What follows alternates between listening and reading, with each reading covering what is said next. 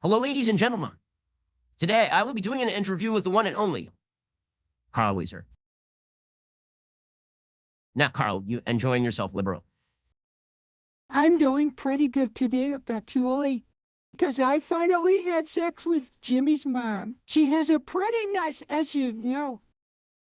That is very vulgar of you, Carl. I'll ask you to stop being liberal and chill out.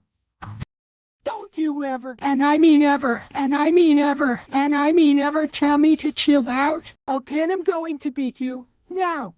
Wait, Carl, chill out. When did you get here, Mr. Bad? Don't worry about it.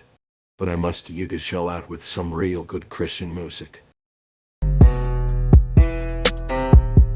I just got some new boots and a new tractor. Get on my tractor, ran right past her. Fucked her in the pasture, yup, on my tractor. Gonna marry my sister, cause she's fucking hot, bro. I just got some new boots, finna hop on my tractor, yeehaw. I hopped on my tractor, I rode straight past her, yeehaw. Fucked her in the pasture, yup, on my tractor, yeehaw. Fucked her in the pasture, yup, on my tractor, yeehaw.